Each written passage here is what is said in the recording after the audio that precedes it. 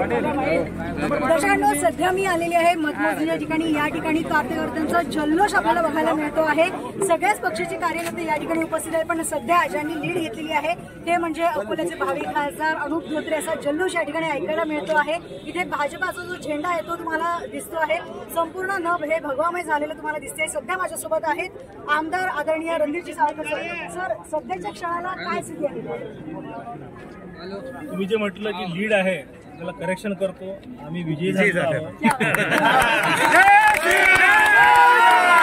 घोषित व्हायचं बाकी आहे आणि हर्ष आहे.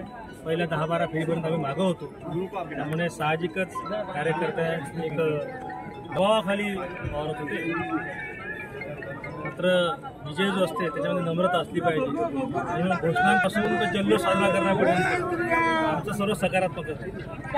तुम्ही जसं म्हटलं की सुरुवातीला जे आहे की मतमोजणी जायला सुरुवाती कार्यकर्त्यांनी प्रेशर होतं.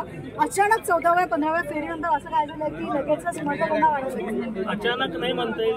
ज्या भागात भारतीय जनता पक्षाचा प्रभाव आहे आणि आमच्या विचारसरणी असणारी लोक जास्ती आहेत त्या भागातलं काउंटिंग साहजिकता सुरू झाल्यानंतर कव्हर झाला. हे काही आजचं चित्र नाही. गेल्या 20 वर्षापासून असं होतं. आता आम्ही बघतो आहे की भारतीय जनता पक्षाच्या झेंड्यावरती लालाजींचा सुद्धा फोटो बघायला मिळतो आहे. तर या क्षणाला काय तुम्हाला वाटतं, काय भावना सध्या मनात?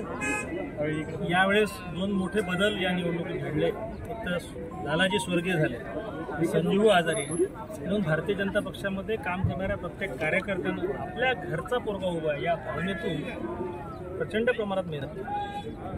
लालाजींचं अख्खं कुटुंब आमच्यासोबत होतं. मुलं होता तो आपण वाशिम सुभाष ठाकरे यांची मदत झाली. त्या जिल्हाध्यक्ष केस भाजपच्या मदत, जे मित्रपक्ष होते यांची मदत झाली. तुम्ही अकोला पश्चिममध्ये आले, कृष्णा भाऊ, मोल मिटकरी, विजू भाऊ देशमुख, शिवसेना युतीचे बाजोरियाजी, योगेश, विठ्ठल, आमचा